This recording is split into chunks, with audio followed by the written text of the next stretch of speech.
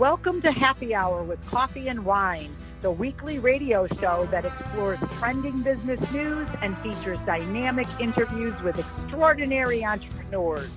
Broadcasting from Global Voice Radio every week on Fridays at 3 p.m. Eastern Standard Time. And now, here are your co-hosts, Irene Coffee and Karen Wine.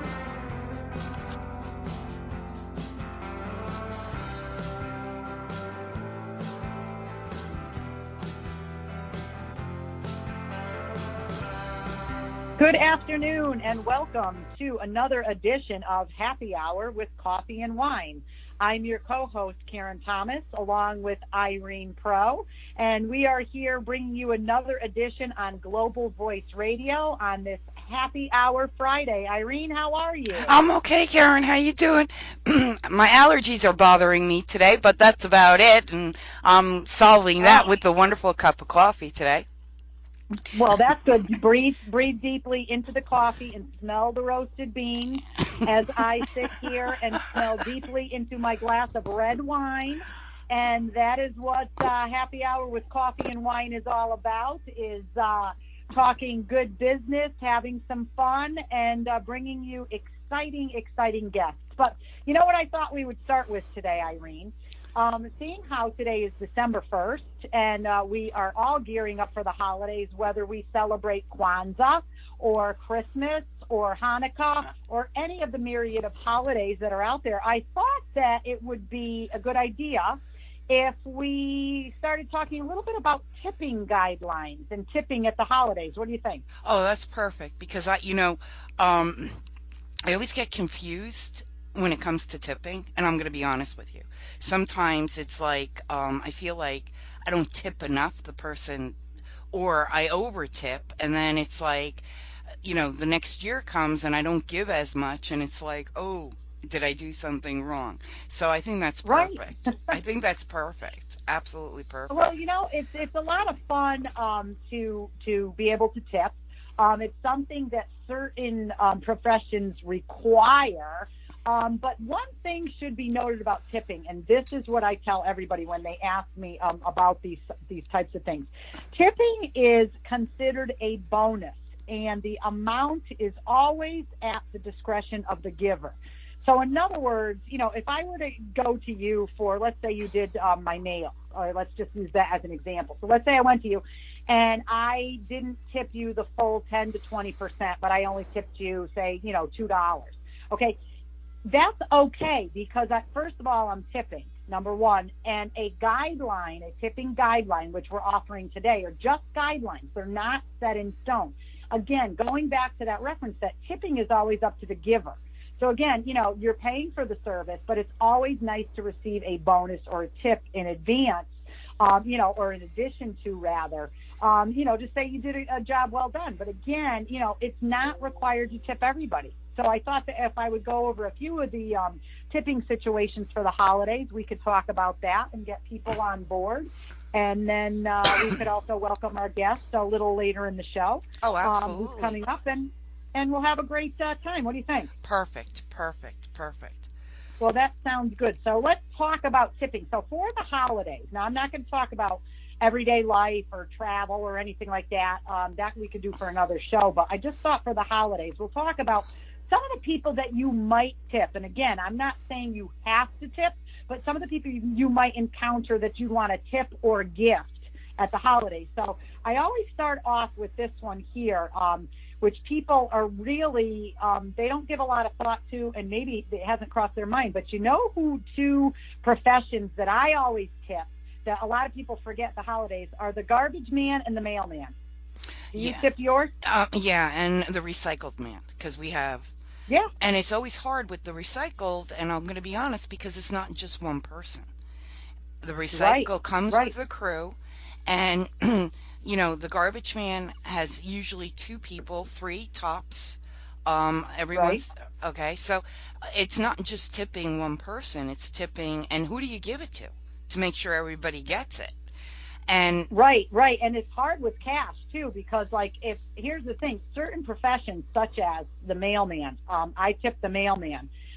He or she, I should say, Cannot. That's a federal government guideline issue. They cannot accept cash. So in other words, let's say you wanted to put $10 in a card and say, for the mailman or mailwoman. They can't accept it, so they'll have to leave it. You can, however, purchase a gift card, for somewhere. I usually do like a Dunkin' Donuts gift card, thinking that, they're out in the cold, the wet, the rain, you know what I mean? So I always do something like that, but they are not allowed to accept cash. So that's something to note with your mailman. But going back to the garbage man, what I usually do is, and it depends again upon the type. Like at our here up in Connecticut, we have the single arm recycling and garbage removal, which means the man doesn't get out of the truck. There's an arm that comes out on the truck. It automatically picks up the garbage can, dumps it in, and then drives away. So there's nobody like physically handling it. So what I usually do is, oh, wow. I will go, it's automated. We have the automated services here.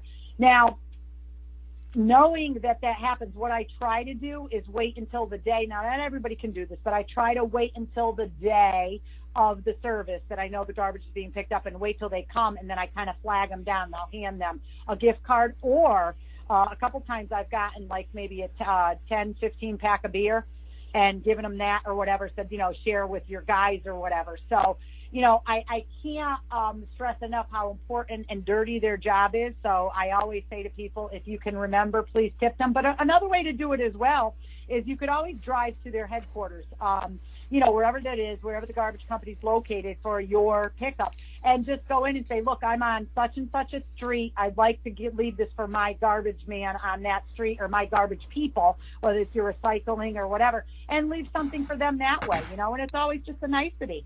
Oh, nice, nice. Now, my mailman, usually I give a gift basket, and it's a... Oh, that's wonderful. Right, so for the gift basket, it's usually a port wine with all different cheeses, because we have, my town is very small, and we have two major liquor stores, but one liquor store has wine and cheese. And so this time of year, they always have gift baskets, and the gift baskets are very, very reasonable. So for a gift basket, I can walk in, and from 15 to 100 and some odd dollars, you have a choice. Yeah. So those are wonderful. Yeah, but I get nervous at times, and I'm going to be honest with you. A lot of people, how you and I love our wines, okay? One year I didn't realize that the mailwoman, excuse me, she doesn't drink. And she said, thank you for the gift basket, but I don't drink alcohol at all. So I had to remember that for the year. So I get her sparkling, bubbly juices instead. That's wonderful. Yeah. And you know what? That's okay too. And it's nice that she notified you of that.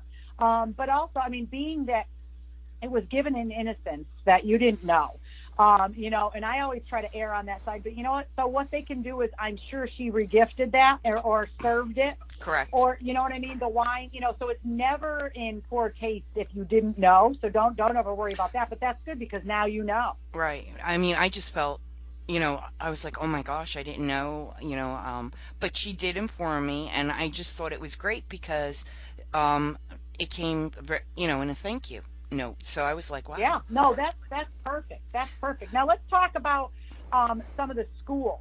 Like if you have children who are in school, I do, but my son's in high school, so usually at the middle school I kind of cut off the gift giving for the teachers, through elementary, yes, but then after that, the kids get embarrassed and, whatever.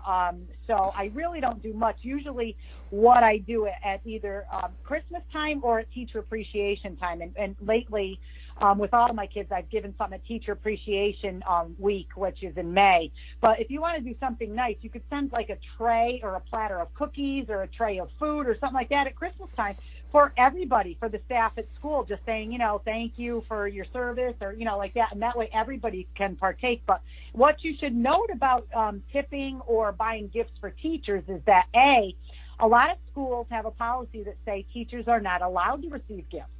So if that is the case, you should always check. I tell people check, with your school to make sure, that you're within the rights of their policy. And then one thing to do too, which is nice, is to get in touch with, let's say you want to give something and you don't want to do like a platter for the whole school or something. What you can do is maybe if you know a couple of kids in the classroom, and I'm talking mostly like the elementary, you could contact some of the kids, some of your child's friends, and say, hey, do you want to get together and get a gift for the teacher? And then, this one knows that one, and try to do it as a whole, like collectively from the class, Mrs. Johnson's, second grade class. And you guys could collect money from all the parents and maybe do a gift card or a gift basket or anything like that. But again, it's always good to check. Gift cards are always appreciated to teachers for places like bookstores, or even like a Walmart, Target, or any of those big stores like that, because, a lot of times the teachers have to go out and buy supplies for their classroom that, they don't have. So Yeah, it's always absolutely. nice to do something. Yeah. And they're taking that money out of their pocket. So I feel real bad when I hear that. Yeah. You know, It's hard. It really is. Now let's talk now what about do you some of the tell? other Right general ones. now, if your kid's on the bus, do you usually give a gift to the bus driver? I always have. And even all the way through this year, he's not on the bus. He's in high school, but I drive him every day, so I don't do anything. But last year, when he was in middle school, I did. I got, again, Dunkin' Donuts. I went and bought one of their gift cards for like 15 coffees, and then I took it and I put it in a mug with some cookies and wrapped that up. So now she had some homemade cookies. She had a mug to use, and then she also had 15 free coffees to get in the morning. So, Oh gosh, I I always love you. do something little. Well, no, because, I look at it this way. I could never drive a bus because all of those kids yelling and screaming, jumping up and down. It's cold. They drive. Oh, please. I could never do that. So I think here's coffee for putting up with my kid, I'm- oh my gosh, and everybody else's kids. So Right? yeah.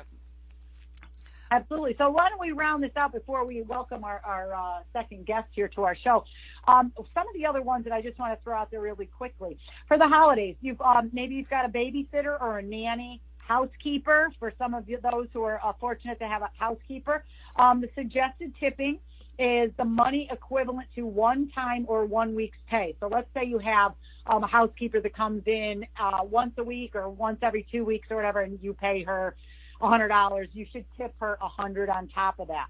Okay. If you have a landscaper, somebody who does your landscaping, your plowing, and something like that, you could give them anywhere between $20 and $50, which is acceptable. And just be thinking, be mindful of these people that you want to tip. Again, the thing that I want everybody to take away from this is that tipping is always at the discretion of the giver. So therefore, if you tip them $5, $2, or no dollars, that's your choice. So you're never wrong in your choice, because I don't want anybody to listen to our radio show today and say, well, wait a minute, I don't tip my mailman or whatever. We are just giving you guidelines. We're just offering some suggestions. And in some of the future shows, we'll talk a little bit about other tipping, like our hairdresser and other things like that. But in the meantime, we're going to welcome our guest here. You are listening to Happy Hour with Coffee and Wine with Irene Coffee and Karen Wine here on Global Voice Radio. We broadcast live every Friday at 3 p.m. Eastern Standard Time, and we are just happy to have such a fabulous group. But our guest here, Irene, Charlene Burke, is with us today. Absolutely. And she is a business I know, isn't she? She's fabulous. I can't wait to get her online. She is a business success coach, and she will help you increase profits, invest in your clients and yourself, and give us some fabulous tips on how you can grow your business as an entrepreneur. So let me know when she's ready to roll, and we will welcome Charlene Burke to our show. Okay. That sounds wonderful. I can't wait. We're just so excited with December 1st being here and the holidays and everything going on. I already feel the rush going on with all of the things holiday, Oh, I hear you with that. I hear you. Okay, give me a moment here and let's. All righty. We'll connect her on. And in the meantime, we'll be asking our audience out there that's listening, how many of you have your tree up already? I have if you celebrate Christmas, that is, I have my Christmas tree up, and I usually do it the day after Thanksgiving on Black Friday. And then I am the first one to take it down on December 26th. So that's something to think about. I know a lot of people put their tree up maybe as of December 1st, but I did see a lot of cars pass by with their trees strapped to their hood of their cars or on the top. So that's something it's a nice conversation starter when you're talking with people. When do you put up your tree? When do you not? Oh, well, I have one tree up that I put up right after Thanksgiving at all times. Oh, hello, honey. My boys are here. Blue I and hear Bear. Bear and Blue. Yeah, I so hear you guys in the back. Hi, guys. so I usually have one up on Thanksgiving, and That's awesome. so for me it's a lot of people are. I know I'm sorry. They're Malamute Huskies, and they love to talk. Do So not apologize for puppies. I love your puppies, and I love my puppies. So they have a lot to say, and they should be heard. We have to let our puppy friends' voices be heard too. So true. we should be known that we do not discriminate against the dogs on Happy Hour with Coffee and Wine. Okay, let's see if we've got Charlene. Yes, you do. Are you there, Charlene? I am. How are you two doing today? Oh, we're doing great. Well, I am. We are fabulous. And so are the dogs. If you could hear that in the background, Blue and Bear also welcome you to Happy Hour with Coffee and Wine. Oh my God. Hello, Blue and Bear. So how are you, Charlene? Tell us a little bit about yourself and what you do. Oh, I'd be happy to. So I am what's called an information professional, and I have a background in marketing and engineering, and my focus for the past, since 2009 has included the hosting of mastermind groups for small business owners, and that is amongst the many things that I do to connect people, professionals, and businesses with the information that they need to move forward, whether that's data or resources or people, connections, information, what have you. That's what I do. Fabulous. But that sounds interesting in that, I've never heard. Is that your dog? I'm sorry. Specialist. Yeah, that was my son opened the door, so there's my dog. But they were just saying hi. I cued that. I told them, I said, say hi. But Charlene, that's very interesting because I have not heard of that ever before, and it sounds very, very unique. So tell me, what is like a typical client of yours, if there's such a thing as like a typical client? But can you describe for us what that would be? Oh, now that's interesting because there really is no typical client. I can give you some examples, and this should convey the range of people that I work with and the projects that I work on. Okay. An example is there's a gentleman who wants to enter online business with a cryptocurrency. And he doesn't want to be the one to create it, but he wants to be a source of information for others. So he hired me to research the industry from a specific point of view and to create an ebook that he could give away, but also learn from himself. And that was the beginning of more detailed research that ensued. So that's one example. Another would be recently worked on a project for a manufacturer on the East Coast who got a hold of, actually they purchased the rights to a raw material that is used in the defense industry, and they needed to know where in the private sector can this material be used, and who would actually use it? As in, we would be the raw material supplier for a particular type of product.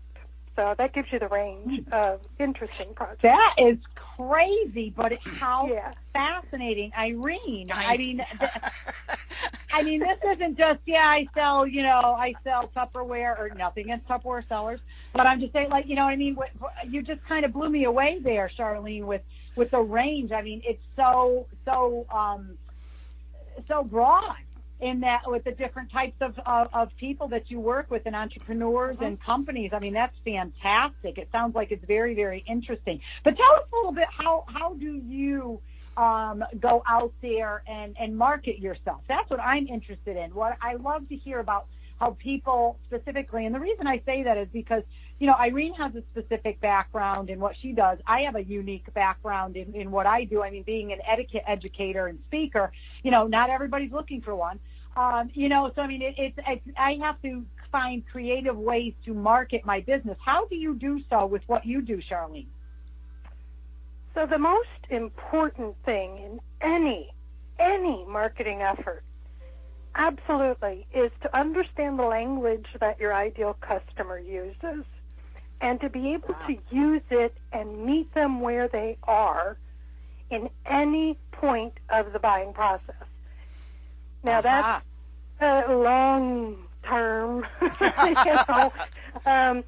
In reality, what works for me, because my business and what I offer in any capacity is so personal, and it is, because it's usually, I mean, my desk is filled with non-disclosure agreements. So what I have to do is I have to develop relationships. I have to speak to people. And over the years, what I have done is I've established myself online so that if you look up my name, there I am. I'm the gal in the purple blouse, and I'm the gal in the denim shirt. You know, I mean, it's pretty obvious. I look very similar in everything online. But also, when I'm talking with people and just enjoying conversations and learning more about what they do and who they are, there's always somebody, it turns out, that they need to introduce me to. And so it becomes a referral marketing business, quite honestly. Well, so you know,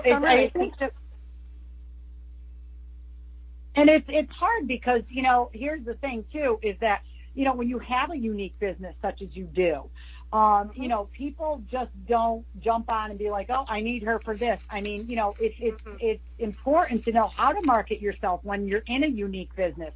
And it sounds to me like you've got that whole thing down. I mean, Irene and Irene is fabulous at doing marketing, PR, and all of that stuff. She's just like the creative genius for everybody. And I just thank goodness that she's in my life every day, because some of the stuff that I come out with, oh my gosh, I mean, it wouldn't even, I'm not even kidding, but I mean, having the creative resources, and I have Irene, but you knowing how to talk to people and how to market yourself to people, I think is just really, really important, which just shows us that, you know, if you have a great idea or something that you want to start as a business, you've got to put yourself out there. So, Charlene, can you tell us a little bit about how other, you know, entrepreneurs can do so? How can they put themselves out there and get the clients that they want? What are your success tips that you can share with us? Well, where I always start is, where is your customer? Yeah. Where do they hang out? What do they do when they're hanging out there? What can you do to be a part of what they're doing where they're hanging out? Hence, you'll see some people in some industries, they never get online. They're always at the golf course or at the golf club. Right. Other people will never touch a golf course or a golf club, but in all honesty, might be at the skating rink. Could be that they're very active on specific forums online. Could be that belong to an association where your ideal client is that you can bring value to. It really, truly depends on who who your client is. Who is it you want to work with? Who is that customer?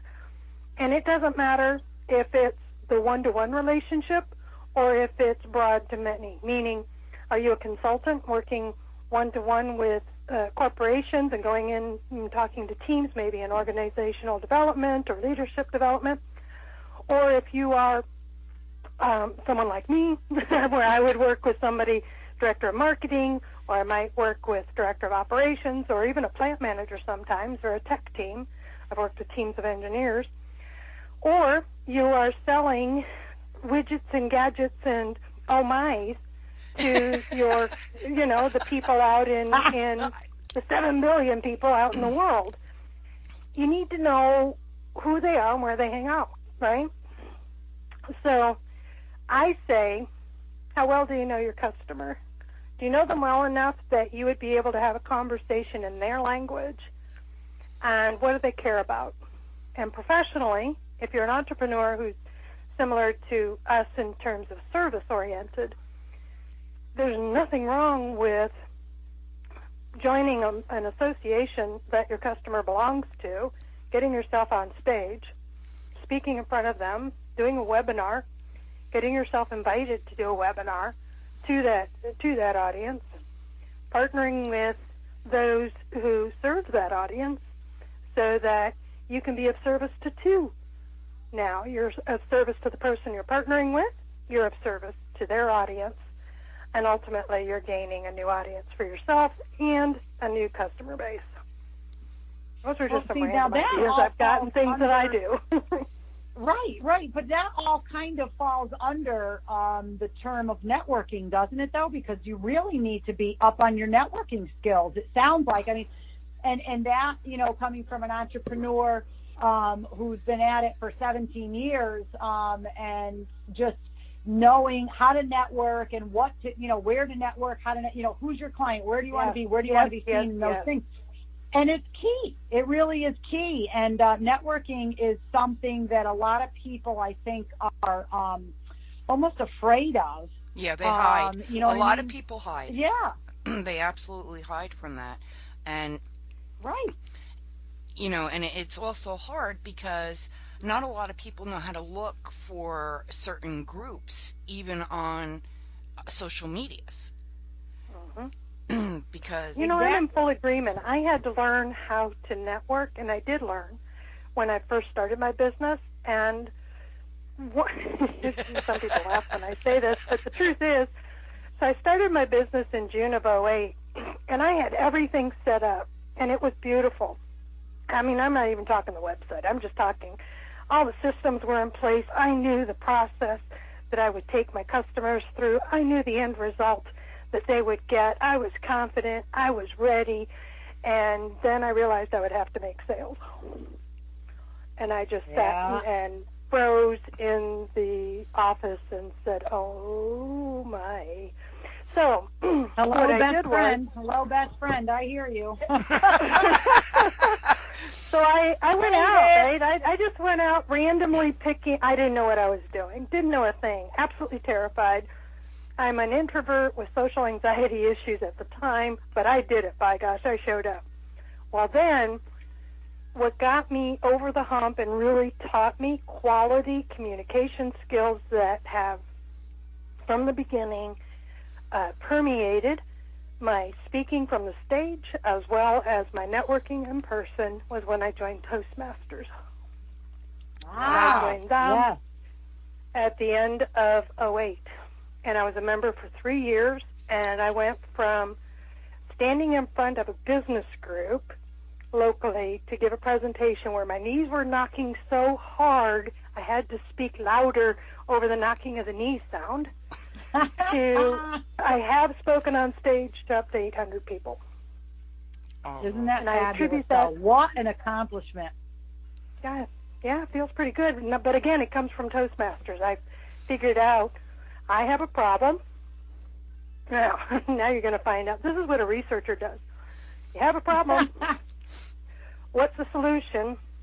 And what kind of questions should I be asking? Because I'm really, truly, what do I think the solution would be? Well, the problem was terrified of speaking to people, didn't understand how to present, wasn't sure how to sell my services. Flip that, and that's the solution I'm looking for. I want to be able to be confident in my ability to communicate, be it one-to-one or to many, and I want to be able to actually sell the services that I offer. So how am I going to do that? And it all hinged on communication, hence Toastmasters.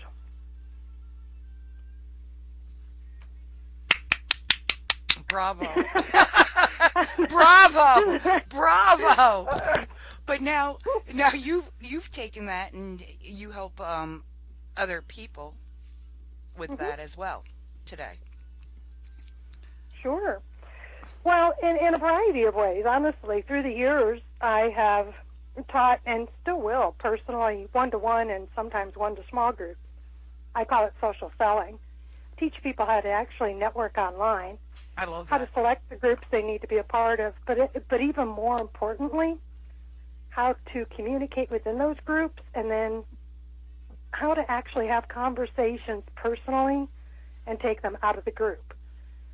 So I built a lot of my business on LinkedIn, to be honest with you. Really? And and learning, but learning how to do so and not sounding for two things, not being, first of all, not being fearful of doing so, and then also of kind of learning their language. And when I say that, I don't mean like foreign language, but I mean like, what are they talking about? What are they schooled in? Yeah, because all right. So part of what I was selling, and you just now think about this for a second. I couldn't sell the research services after the recession hit.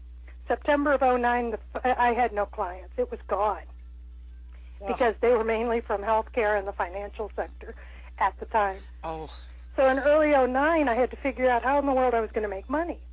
Well, everybody wanted to know about online marketing, and I could do that. So I said, okay, that's what we'll offer.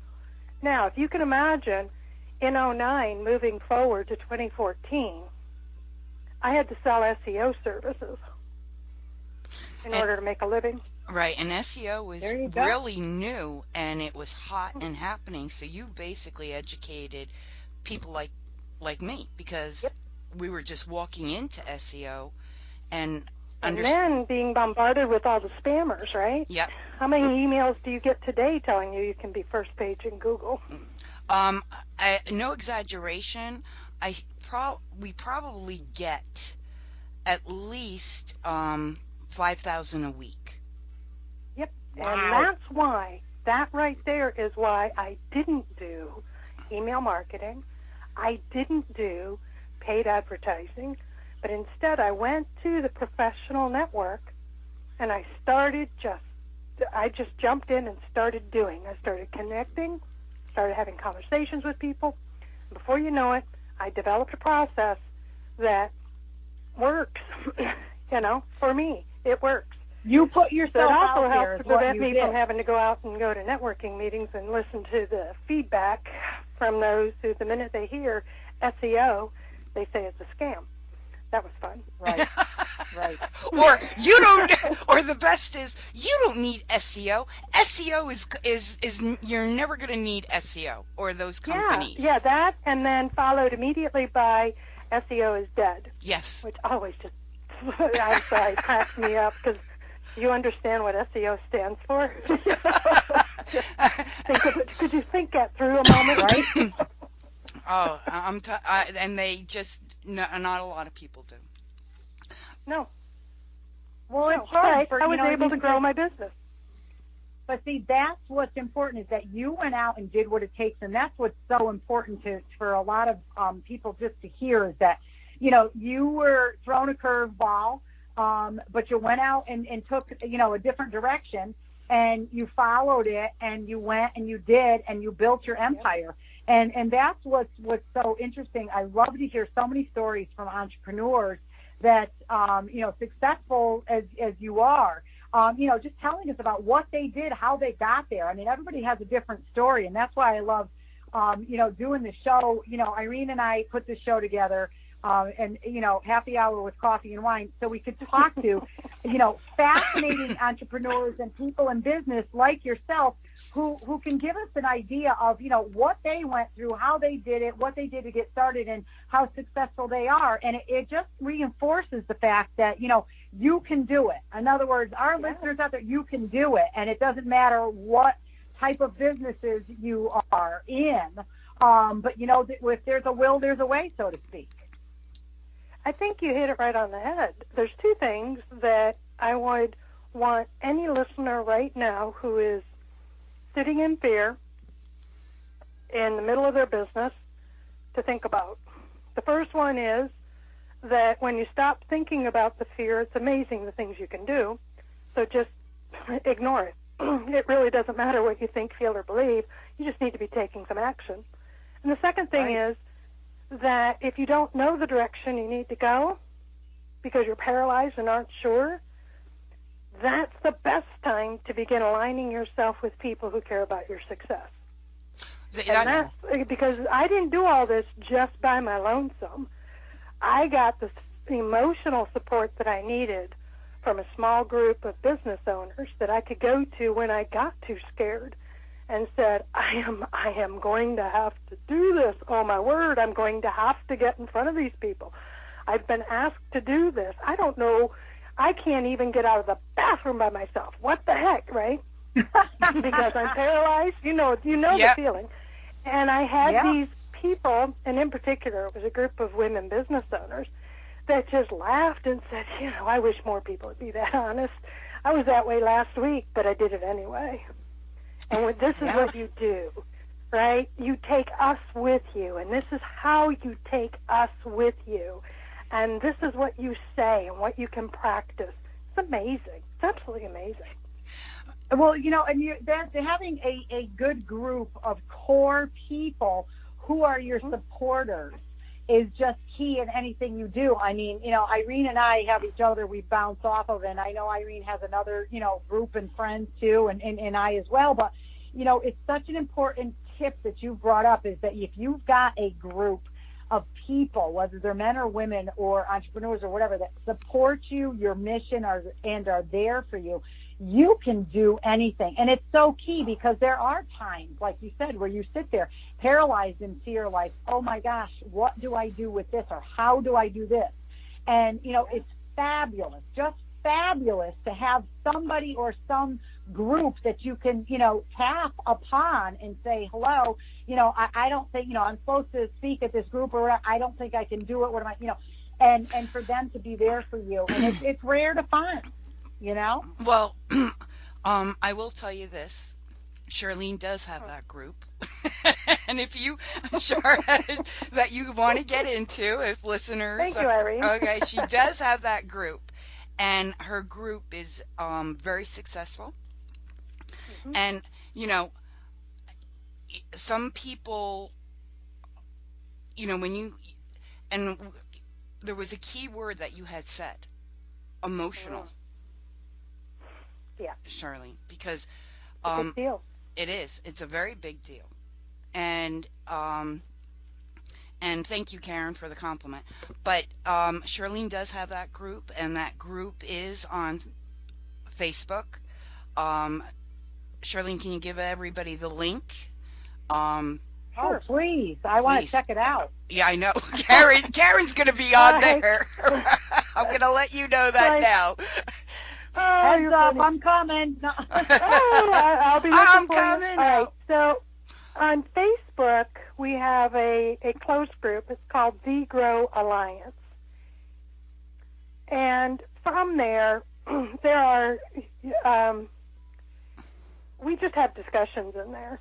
We don't promote to each other in there. You know, we have daily questions that are posed and interesting comments. And what I've learned is happening is exactly what I had hoped would happen, which is that people are connecting outside of the group. And they're having private messages, and businesses are growing because of their involvement in the group and the people that they're meeting. Now, I do have mastermind groups, and there's two places to find them. But really, if you just go to searchbyburke.com, which is my website, you'll be able to find all of them. I have one just for women. I have one for combo. But they're all for business owners. And the focus is helping the business owner to grow the business. And a side effect of that is that the business owner gets to grow as well. Now, do you take startups as well? Not right now. Okay. And that I only say that I don't have a group focused solely on startups, and it's because they really do have a different need than what the groups that I offer right now. Okay. I do know where you can go for those, but you'll need to contact me because they're invitation only, and they're pretty powerful, the ones that I know about. Right. Now, Charlene, why don't you tell us give us your contact information. I know you talked about the Facebook groups, but tell us what your website is, how people can get in touch with you, and, we could get the word out there about you, and, just let people know, that there is help out there and that you have these fabulous things to offer. Oh, I love that. Thank you, Karen. So the best place to find me is my website, which is searchbyburke.com, and that is Burke with an E on the end, B-U-R-K-E. Okay. You can look me up online, just Charlene Burke, and you'll see that I am active on LinkedIn under that name, Charlene Burke. I found you. Twitter. I found you there. I just sent you a connection. See how easy? See how easy? I bet in my first year in business, it was fantastic because it seemed that I was the only Charlene Burke around. My second year in business, it was kind of funny because the only one that would show up is the cutest darn little stripper on the East Coast. And I would just laugh when people would say that. Oh, my. I know. Would you believe me if I said that was me? Of course not. But, but again, it's just Charlene Burke. Look me up. I'm on Facebook. I'm LinkedIn, Twitter, my own website at searchbyburke.com. I enjoy connecting. I really enjoy learning a little bit about who I'm connected with. So don't be surprised if you get a request from me for a one-to-one 30-minute networking virtual coffee chat, which I love to do. And that's just to get to know you, and you get to know me, and that's all. Put a face and a voice to the people I'm connected with. Oh, that's great. That's so important. It really is. And a lot of people don't take the time to do that. Send out a request and be like, yeah, okay, yeah, I know her through her. There's so many times I get requests for connections, and I look at them and I'm like, wait a minute. So then I go down and I say, all right, well, who do they know? Like, who are their friends, or they know this one, that, to try to piece it together. But it just makes it a little bit more special and more personal when you're able to connect with somebody that or have things in common, rather than just, Susie Doe from, wherever. It does. It certainly wouldn't hurt if somebody sends me a connection request and say that, they heard me on your program.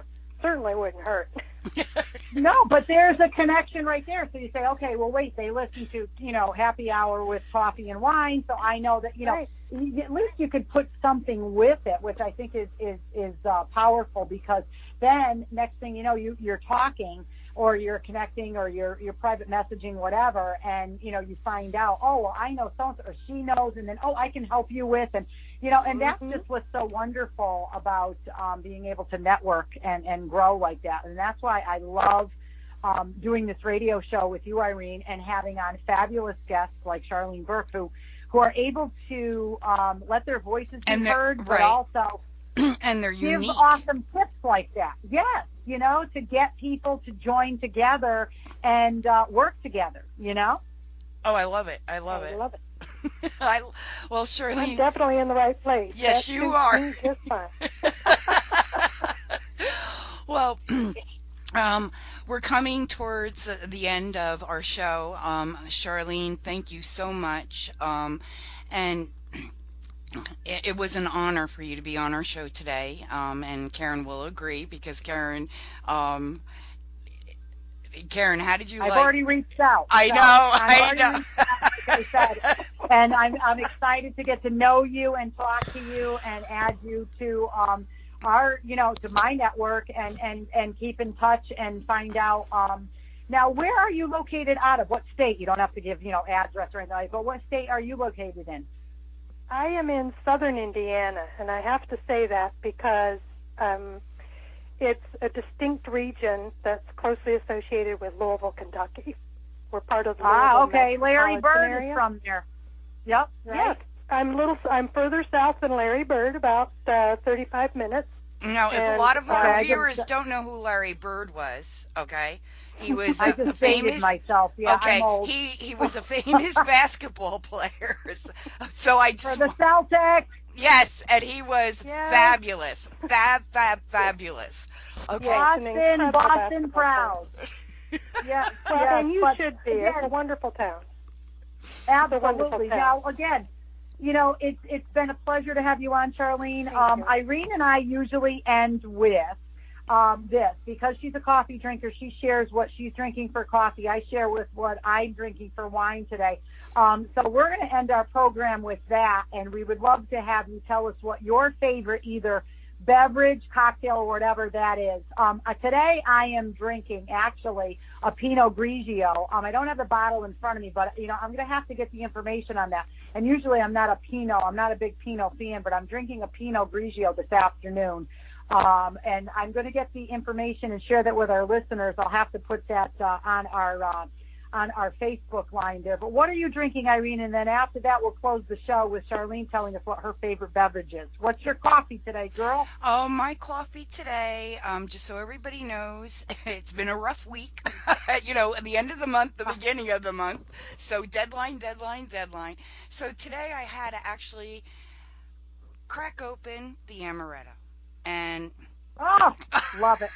And it reminds me of this time of year. We're celebrating December 1st, and amaretto with coffee and a little bit of chocolate, guys, and whipped cream, for me is like heaven. It's bringing on the holidays. Right after Thanksgiving, it's bringing on the holidays, and it's pretty good. It's really good. I like that. Now, Charlene, tell us what your favorite drink, beverage, whether it's alcoholic, non-alcoholic, coffee. What is your favorite beverage? It's a toss-up between coffee and iced tea. Oh, and right now, late in the afternoon, I am drinking coffee. It's a Kona blend, medium roast, because it has a light sweetness to it that is very pleasant. So. I love that. I absolutely love that. And for all of you out there in our fabulous Global Voice Radio listening land, this is Karen Thomas and Irene Pro and our fabulous guest, Charlene Burke. We're signing off today on Friday, December 1st, wishing you all a fabulous holiday season as we embark upon December, but letting you know that if you have any comments or anything that you would like to send to us, please check us out at happy hour coffee and wine at gmail.com. We would love to hear your comments. We'd love to have you as a guest. Let us know what you're thinking. And Irene, I will let you take us out. Until next week. And again, Charlene, thank you. And to my beautiful co-host, my co-host, Karen, everybody have a beautiful, wonderful weekend. Until next Friday. Bye-bye. Bye-bye. Cheers. Bye-bye. Hey, bye-bye. Thank you. Thank you, Charlene. Thanks. Bye-bye.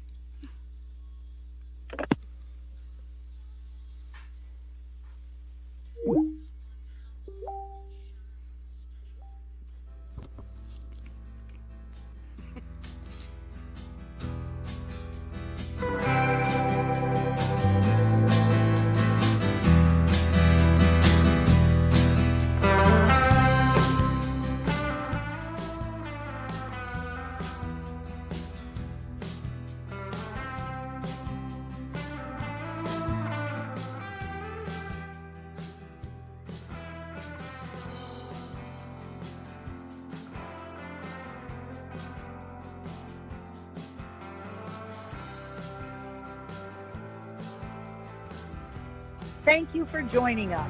Listen in every Friday at 3 p.m. Eastern Standard Time to Happy Hour with Coffee and Wine. Connect with us via email at coffeewinehappyhour77@gmail.com. Tune in next week for another edition of Happy Hour with Coffee and Wine. Global Voice Radio, where your message and your voices are heard.